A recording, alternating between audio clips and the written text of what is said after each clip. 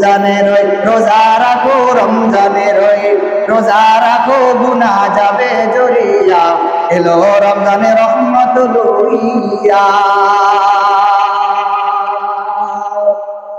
দিনের বেলা খাইলে খানাও,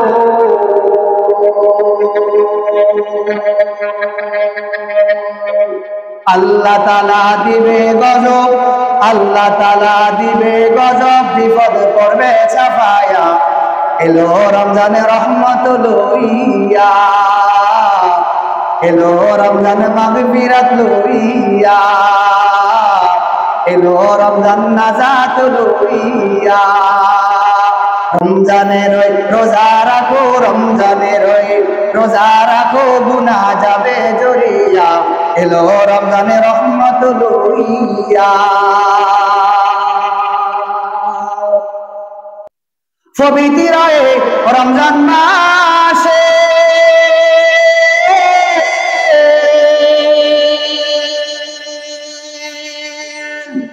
বড় রাতে সেহরি খেলেও,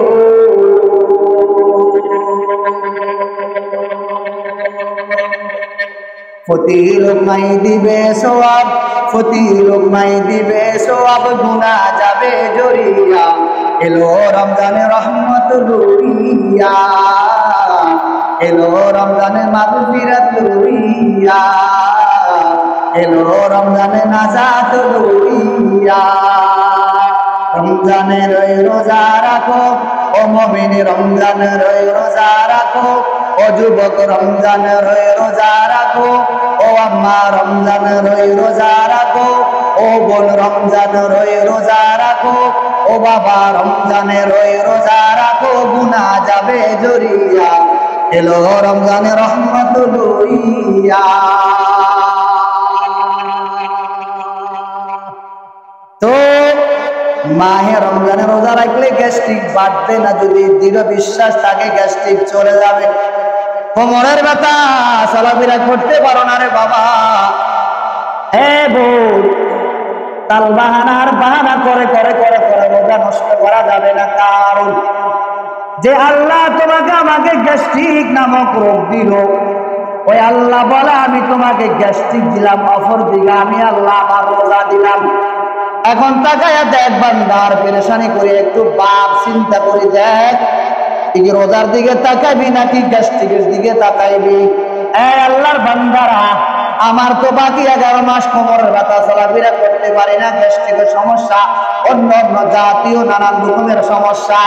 যে আল্লাহ আমাকে সমস্যা দিল, তুই আল্লাহ যদি বলে 11 মাস তুমি খাইছো, ওই যে 11 মাস খানা খাইছো, কেউ তোমাকে কিছু বলে না, অফুল্লি খানা খাইছো, কোনো সমস্যা হচ্ছিল না।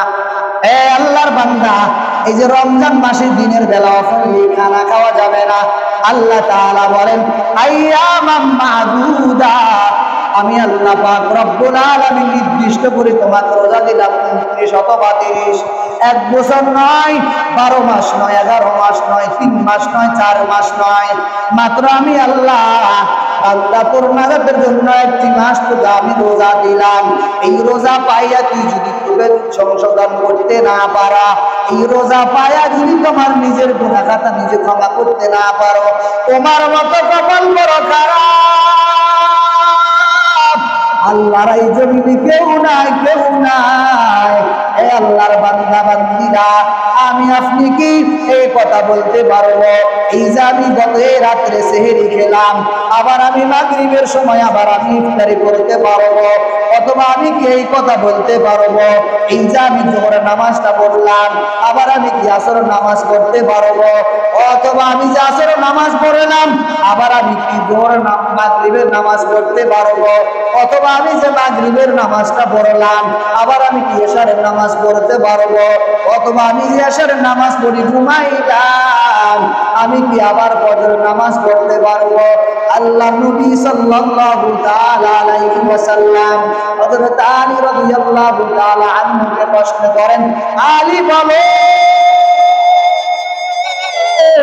তোমার কাছে মৃত্যুটা কত দূরে, কত কাছে? হযরত আলী রাদিয়াল্লাহু তাআলা আনহু বলেন, ওগো আল্লাহর নবী, আমার কাছে মৃত্যুটা এত কাছে মনে হয়, ডান দিকে সালাম ফিরানোর পর আবার হয়তো আমি বাম দিকে সালাম ফিরাইতে পারবো না।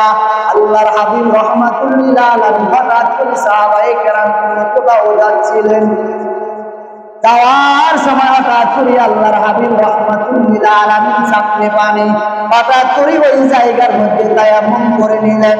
সাহাবায়ে কেরাম প্রশ্ন করেন, ওগো আল্লাহর হাবিব, সামনে তো একটু করে পানি, আপনি কেন ওই জায়গায় তায়াম্মুম করলেন? আল্লাহর হাবিব রাহমাতুল লিল আলামিন বলেন, ও আমার সাহাবী, এই যে সামনের পানি, আমি নবী এখান থেকে দিতে পারবো কিনা আমার কোনো বিশ্বাস নাই, আমার হায়াতের কোনো গ্যারান্টি নাই।